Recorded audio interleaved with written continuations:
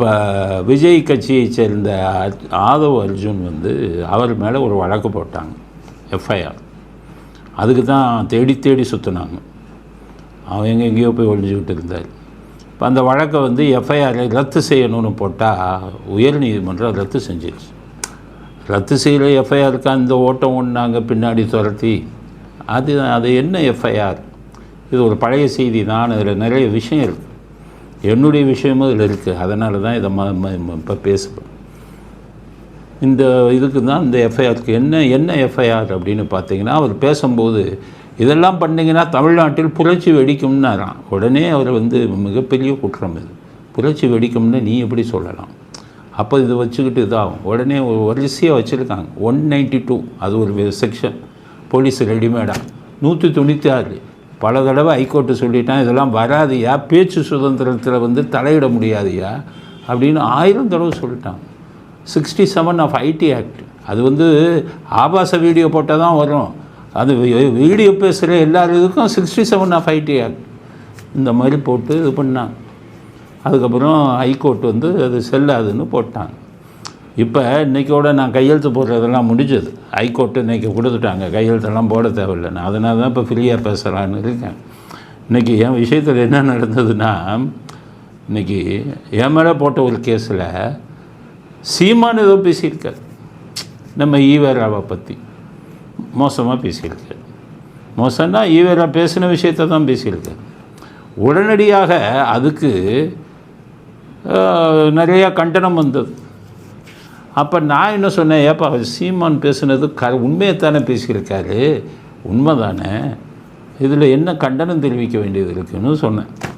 அதுக்கு தான் என் மேலே கேஸை போட்டு விட்டாங்க. சரி, கேஸை போட்டாங்க. என்னை எப்படி கைது பண்ணாங்க அதெல்லாம் சொல்லணும்ல உங்கள்கிட்ட. அதாவது அங்கே உட்காந்து பெரிய மீட்டிங் போட்டிருக்காங்க. ஒரு விஐபி, ஒரு முன்னாள் மந்திரி, அவர் தான் வந்து என்னை எப்படி கைது பண்ணணும் அப்படின்னு அழுத்தம் கொடுத்துருக்காரு. அப்புறம் முறைப்படி முதலமைச்சர்கிட்ட கேட்டாங்க. முதலமைச்சரும் அதுக்கு ஒத்துக்கிட்டு பண்ணிடுங்கன்ட்டாங்க. பெரிய மாஸ் திட்டம் போடுறாங்க எப்படி கைது பண்ணுறது. ஏன்னா கைது பண்ணுனா என்ன பண்ணணும்னா, அந்த யூடியூப்பில் பேசுகிறதுக்கெல்லாம் இப்போ உச்சநீதிமன்றம் சொல்லிட்டாங்க, அதாவது 7 வருஷம் தண்டனைக்கு கீழே இருந்தால் அவங்களுக்கு முதல்ல நீங்கள் நோட்டீஸ் கொடுக்கணும், 41A. அந்த நோட்டீஸ்க்கு அவங்க ஒத்துழைக்கலைன்னா தான் நீங்கள் கைது பண்ணணும் அப்படின்னு சொல்லி. அப்போ நமக்கு நோட்டீஸ் கொடுத்தா நம்ம ஒத்துழைச்சிடுவோமே, நான் போய் என்னன்னு எழுத்து மூலமாக பதில் கொடுத்துருவேனே. அதுக்காக என்ன ஒரு ஃபோர்ஜரி பண்ணலாம், மோசடி பண்ணலாம் அப்படின்னு ஒரு திட்டம் போட்டுருக்காங்க. திட்டம் போட்டு காலையில் 6 மணிக்கு எங்கள் வீட்டு கதவை வந்து தட்டுறாங்க. காலையில் அந்த தெருவில் இருக்கிறவன்லாம் என்ன நினைப்பான், 5-6 போலீஸ் வந்து நிற்கிறாங்க. ஏன்னா என் மேலே கைது பண்ண அந்த சைஃபர் கிரைம் வந்து ஒரு லேடி இன்ஸ்பெக்டர், அவங்க ஒரு இப்போ ஆம்பளை இன்ஸ்பெக்டர்கிட்ட பக்கத்தில் இருக்கிறவரை கூப்பிட்டு அவரை கைது பண்ணுங்கிறாங்க. அப்போ என்ன பண்ணாங்க, காலையில் 6 மணிக்கு வந்து கதவை தட்டுறாங்க. வீட்டில் என்னென்னு பார்த்தா 4-5 போலீஸ், முக்கியமான விஷயம் பேசணும். ஏன்னா நான் கொலை குற்றம் பண்ணிட்டேன், கொலை குற்றம் பண்ணவனை கூட இப்படி பண்ண மாட்டாங்க, வந்து உக்காந்துக்கிட்டு கைது பண்ணுறோம் அப்படிங்கிறாங்க காலையில். இப்போ நான் சொல்லிட்டு வந்தேன், யார்கிட்டையும் நீங்கள் பேசக்கூடாது, மனைவிட்ட மட்டும் சொல்லி வேண்டியவங்களுக்கெல்லாம் சொல்லிடு, அட்வொகேட்டு இவங்கெல்லாம் கொடுத்துருந்தேன் நம்பர், அவங்களுக்கு சொல்லிடு அப்படின்ட்டு 6 மணிக்கு ஒரு கைதி மாதிரி என்னை எடுத்துகிட்டு போகிறாங்க.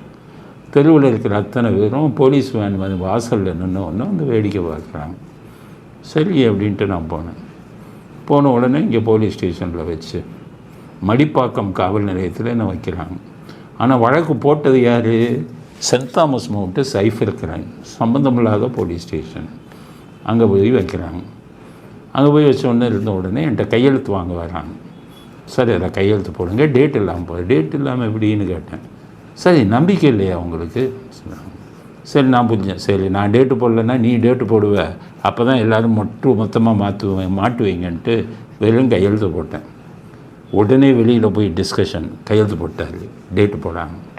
அதனால் 3-4 நாளைக்கு முன்னாடி ஒரு டேட்டை போட்டு இவர் வந்து நாங்கள் சம்மன் கொடுத்தோம் அதை வாங்கலை அப்படின்னு ஒரு கட்டுக்கதை. இப்படியெல்லாம் போலீஸ் போய் பேசுனா யாரையாக உங்களை நம்புவா? ஒரு காவல்துறையில் 25 ஆண்டு காலம் இருந்த எனக்கே போலி கையெழுத்தை போலீஸே போடுறான். அதாவது டேட்டை வந்து போலீஸே ஃபில்லப் பண்ணுறான். இது எங்கே ஃபோர்ஜரியோ, இப்போ ஃபோர்ஜரி, பக்கா ஃபோர்ஜரி. போலீஸே பண்ணலாமா? கையெழுத்து ஏன் இது தேதியை 3 நாளைக்கு முன்னாடி அவங்களே போட்டு இவருக்கு கொடுத்தோம், இவர் வாங்கலை அப்படின்னு ரெடி பண்ணுறாங்க. நான் சரி என்ன பண்ணுறது, அவங்க இடத்துல இருக்கோம். நான் நினச்சிருந்தா நிறையா வேலை பண்ணியிருக்கேன். வக்கீலுங்க ஒரு 50 பேரை வர வச்சுருந்தேன்னா நடக்கிறதே வேறு. நம்ம ஒரு பொறுப்பான பதவியில் இருந்தோம், வக்கீலுங்கள்லாம் வச்சுக்கிட்டு தகராறு பண்ணக்கூடாது அப்படின்னு நான் விரும்பலை. ஃபோன் பண்ணியிருந்தா அன்றைக்கி நடந்திருக்கிறதே வேறு. வக்கீலுங்கள்லாம் இருக்காங்கல்ல, எங்களுக்கு வேண்டியவங்கெல்லாம் வந்திருப்பாங்க. நான் விட்டுட்டேன். சரின்னு கூட்டிகிட்டு போகிறாங்க. இது தெரிஞ்சுக்கணும், நாட்டில் நீதித்துறையை, காவல்துறை எப்படி தப்பாக பயன்படுத்துகிறாங்கன்னு தெரிஞ்சுக்கோங்க. என்னை கூட்டிகிட்டு போகிறாங்க. கூட்டிகிட்டு போகும்போது அந்த மடிப்பாக்கம் போலீஸ் ஸ்டேஷனில் நான் இருக்கும்போது வியாபாரிகள் சங்க தலைவர் ஒருத்தர் அவர் அங்கே வர்றார். அவர் என்னைய இன்ஸ்பெக்டர் ரூமில் பார்த்து, ஐயா நீங்கள் ஏன் அங்கே இருக்கீங்கன்னாரு. என்னை கைது பண்ணிட்டாங்கன்னு அவர் யாருன்னே எனக்கு தெரியாது. அவருக்கு எனக்கு என்ன ஒட்டுவா உறவா உடனே அவர் அப்படியே அவ்வளோ கோபமாயிட்டார். அந்த இன்ஸ்பெக்டர் ரூமுக்குள்ளே பேச வந்தார், பேசாமையே போயிட்டார். அதுக்கப்புறம் போனதுக்கப்புறம் என்னை கூட்டிகிட்டு போய் ஆஸ்பத்திரிக்கு போனாங்க. ஆஸ்பத்திரியில் ஒரு செக் பண்ணுங்க அப்படின்னா அவங்க செக் பண்ணால் ப்ளட் ப்ரெஷர், எனக்கு ப்ளட் ப்ரெஷர் இல்லை, ரத்த அழுத்தம். ஆனால் அவங்க கைதெல்லாம் பண்ணி கூட்டினதில் அது ப்ரெஷர் இதாக இருக்கும்னு நினைக்கிறேன். ஹெவியாக போச்சு. உடனே பார்த்தோன்னா டாக்டர் சொல்லிட்டாரு, ப்ரெஷர் கூடிடுச்சு, அவரை நீங்கள் கைது பண்ணி கூட்டிகிட்டு போக முடியாது. இல்லை இங்கேயே மாத்திரை கொடுங்கங்கிறாங்க. அங்கேயே மாத்திரை கொடுக்குறாங்க என்னுடைய ப்ளட் ப்ரெஷரை குறைக்கிறது. சரின்னு மாத்திரையை சாப்பிட்டு உக்காந்துருக்கேன். அப்போ அங்கேருந்து ஒருத்தர் வந்தார். ஐயா என்னையா இங்கே உட்காந்துருக்கீங்கன்னாரு.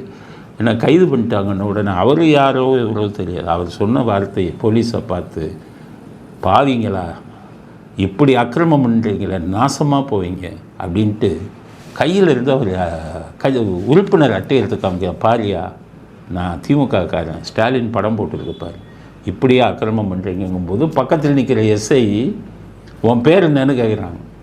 ஏன்னா உன்னையும் வழக்கில் மாட்டி விடுவோம். நான் சொன்னேன் உங்களையும் வழக்கில் சேர்த்துருவாங்க, நீங்கள் போயிடுங்க, நீங்கள் எனக்காக பேசுனதுக்கு நன்றி அப்படின்னு சொல்லி அதுக்கப்புறம் அனுப்புகிறேன்.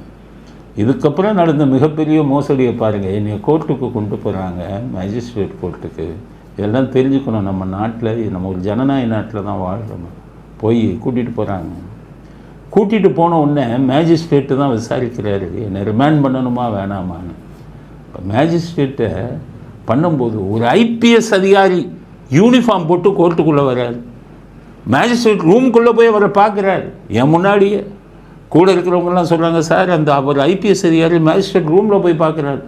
பார்த்துட்டு அந்த கோர்ட்லேயே வந்து யூனிஃபார்மோடு உட்காந்துக்கிட்டார், பயமுறுத்துறது மேஜிஸ்ட்ரேட்டை. அப்போ எப்படி நீதி கிடைக்கும்? இல்லைன்னா மேஜிஸ்ட்ரேட்டை ரிமாண்ட் பண்ணிக்க மாட்டார், அவரை பயமுறுத்துகிறாங்க. ஐபிஎஸ் அதிகாரி வந்து உட்காந்துக்கிறாரு, ரூமில் போய் பார்க்குறாரு.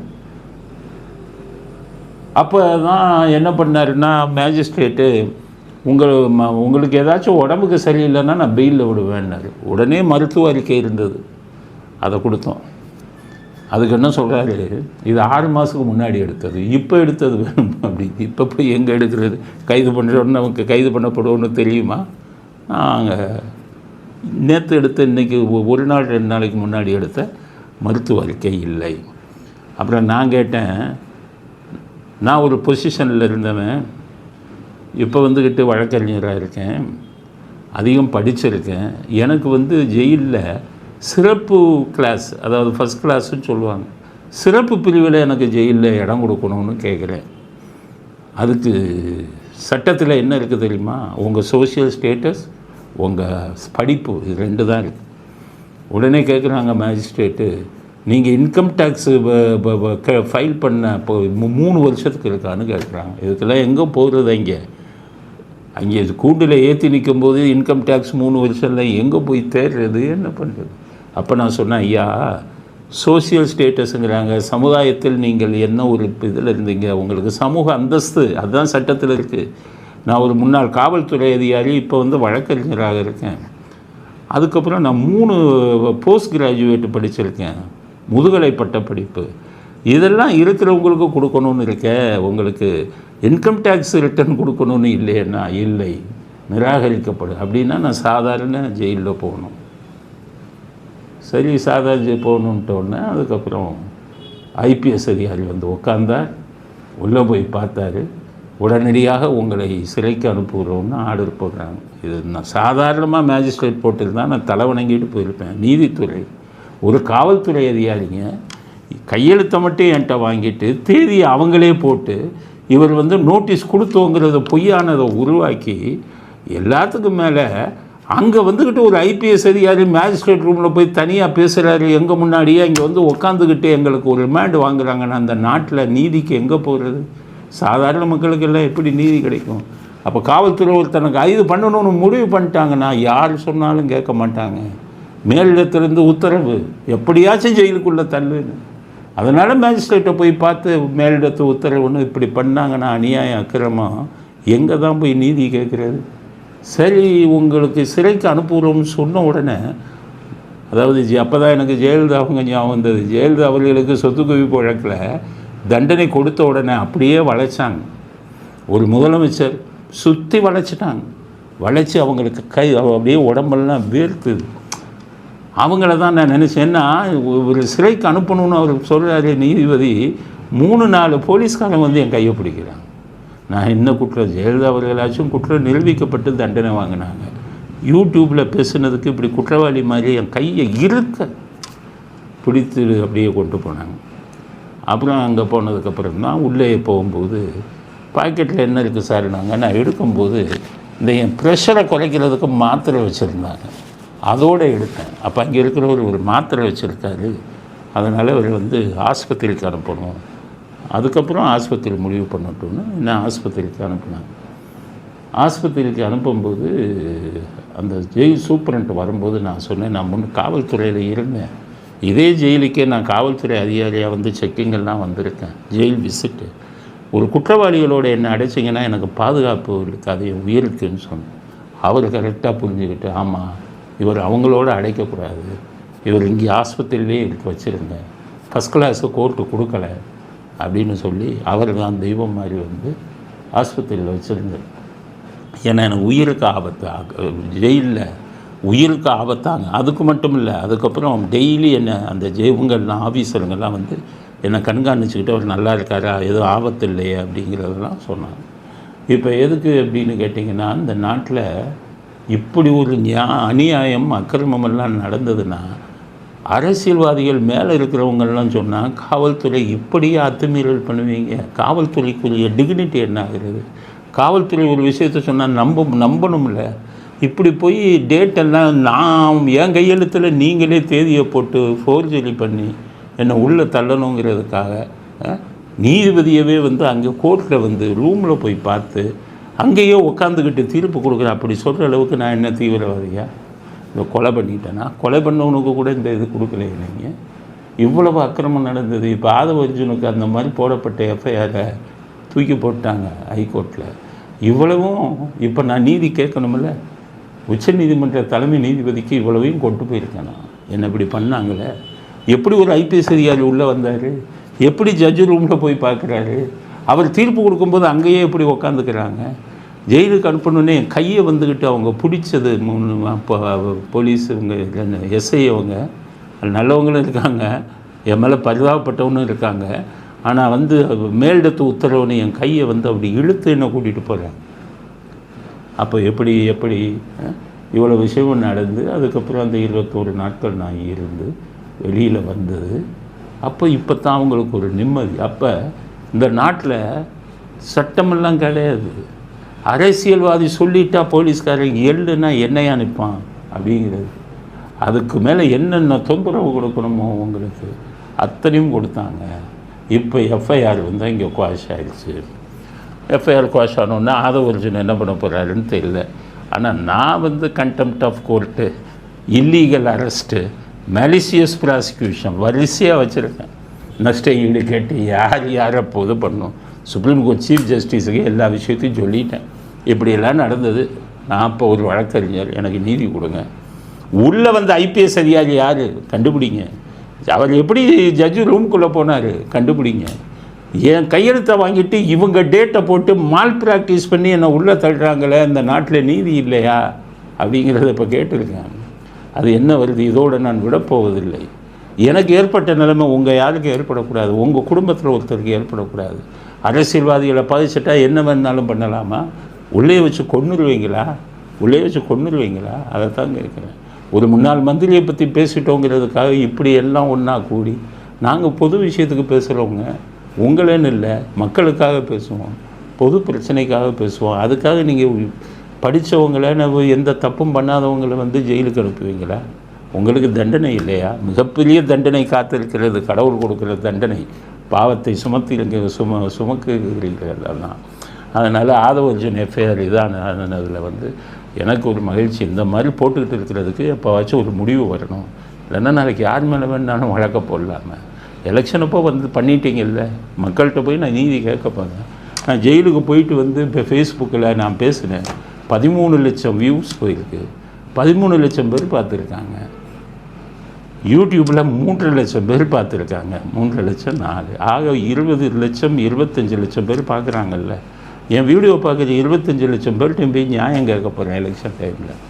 எனக்கு இப்படி பண்ணியிருக்காங்களே, இதுக்கு என்ன மக்களாகிய நீங்கள் என்ன தண்டனை கொடுக்க போகிறீங்க? அதைத்தான் கேட்க போகிறேன். மற்றபடி எங்களுடைய ஃபாலோவர்ஸ் இருக்காங்கல்ல, எல்லாத்தையும் போய் நீதி கேட்க போகிறேன். உங்களிடம் இந்த வீடியோ பார்க்குறவங்ககிட்டலாம் நான் நீதி கேட்குறேன். இப்படி தான் நான் ஒரு நடத்தணுமா? அரசியல்வாதிகள் இப்படி தான் தப்பு செய்யாதவங்களோட பண்ணுவாங்களா அப்படிங்கிறத கேட்கப் போகிறேன். என்னுடைய சட்ட போராட்டம் தொடரும். என்னை பண்ணாங்கல்ல அந்த காவல்துறை அதிகாரிகளும் சரி, நீதித்துறையில் எனக்கு இவர்களுக்கெல்லாம் பண்ணி தலையாட்டிட்டு என்னென்ன தீர்ப்புகளை கொடுத்தாங்களோ அவர்கள் எல்லோரும் நீதித்துறையில் பண்ணணுன்னு தான் நான் சீஃப் ஜஸ்டிஸ் சுப்ரீம் கோர்ட்டுக்கு போயிருக்கேன். காவல்துறை அதிகாரிகளை தண்டிக்கக்கூடிய உரிமை அவங்களுக்கு தான் இருக்குது உச்ச நீதிமன்றத்தில். அதற்கான விஷயங்களை பண்ணிக்கிட்டு இருக்கேன். நீங்கள் அனைவரும் என்னுடைய இந்த போராட்டத்திற்கு, இந்த போராட்டம் எனக்கு மட்டுமல்ல, வருங்காலத்தில் உங்கள் யாருக்கும், உங்கள் குடும்பத்தைச் சேர்ந்த யாருக்கும் இப்படி ஒரு அநீதி நடக்கக்கூடாது அப்படிங்கிறதுக்காகத்தான் நான் அந்த போராட்டத்தை கையில் எடுத்திருக்கேன். எல்லோரும் எனக்கு ஆதரவு கொடுக்கணும் அப்படிங்கிறத இன்றைக்கி பேச வேண்டிய காரணம். இன்றைக்கி தான் உயர்நீதிமன்றம் எனக்கு கொடுத்த கண்டிஷனை ரிலாக்ஸ் பண்ணி நான் கையெழுத்து போட வேண்டிய அவசியம் இல்லை என்று சொன்னதால் இப்போது தான் என்னால் சுதந்திரமாக பேச முடிகிறது.